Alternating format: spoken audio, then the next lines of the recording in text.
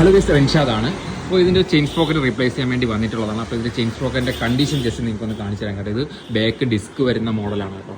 അപ്പോൾ ഇതിന് inner sprocket മാറാൻ വേണ്ടി നമ്മൾ അറച്ച് കവർ ഇളക്കിയപ്പോൾ കണ്ട കാഴ്ച ഇതാണ് കേട്ടോ. ഇതാണ് ഇതിൻ്റെ ഇന്നർ സ്പ്രോക്കറ്റ്. ഇന്നർ സ്പ്രോക്കറ്റ് എങ്ങനെയാണ് ഇരിക്കുന്നതെന്ന് ജസ്റ്റ് ഞാനിപ്പോൾ ഒന്ന് കാണിച്ചു തരാം കേട്ടോ. ഇതാണ് ഇന്നർ സ്പ്രോക്കറ്റ്. ഈ ഒരു ഇന്നർ സ്പ്രോക്കറ്റാണ് ഈ ഒരു കണ്ടീഷനിലോട്ട് പോയത്. അപ്പോൾ ഈ ഇന്നർ സ്പ്രോക്കറ്റ് തീർന്നിട്ട് ചെയിൻ ഫ്രീ ആയിട്ട് കറങ്ങിക്കൊണ്ടിരിക്കുകയായിരുന്നു. ഫുള്ള് സ്ലിപ്പായാണ് കേട്ടോ വണ്ടി ഓടിക്കൊണ്ടിരുന്നത്. എനിക്ക് നിങ്ങളോട് പറയാനുള്ളതെന്ന് വെച്ചാൽ ചെയിൻ സ്പ്രോക്കറ്റ് അത്യാവശ്യം മെയിൻറ്റെയിൻ ചെയ്യുകയാണെങ്കിൽ ഡിസ്ക് മോഡലിൽ വരുന്നത് ഒരു 16,000-18,000 കിലോമീറ്റർ വരെയൊക്കെ ലൈഫ് കിട്ടാറുണ്ട്. ഈ ലൈഫ് കിട്ടിക്കഴിഞ്ഞതിന് ശേഷം ഈ നോയ്സ് സ്റ്റാർട്ട് ചെയ്യും, അതായത് ചെയിൻ ഓവർലാപ്പിംഗ് സ്റ്റാർട്ട് ചെയ്യും. അങ്ങനെയൊക്കെ വരുന്ന സമയത്ത് തന്നെ ചെയിൻ സ്പ്രോക്കറ്റ് റീപ്ലേസ് ചെയ്യാൻ ശ്രദ്ധിക്കുക. ഇത്രയും മോശപ്പെട്ട കണ്ടീഷൻ വരെ പോകാൻ വേണ്ടി നിങ്ങൾ വെയിറ്റ് ചെയ്യരുത്. കാരണം ചെയിൻ എന്തെങ്കിലും പൊട്ടുകയോ ഇന്നർ സ്പ്രോക്കറ്റിൽ നിന്ന് ഊരി പോവുകയോ ചെയ്യുകയാണെങ്കിൽ ഈ നമ്മുടെ എൻജിൻ കേസിങ്ങിൽ ഇതൊന്ന് അടിച്ച് ഡാമേജ് ആവാൻ ചാൻസ് ഉണ്ട് കേട്ടോ. അങ്ങനെയാണെങ്കിൽ നല്ലൊരു എമൗണ്ട് തന്നെ നിങ്ങളുടെ കയ്യിൽ നിന്ന് പോകും.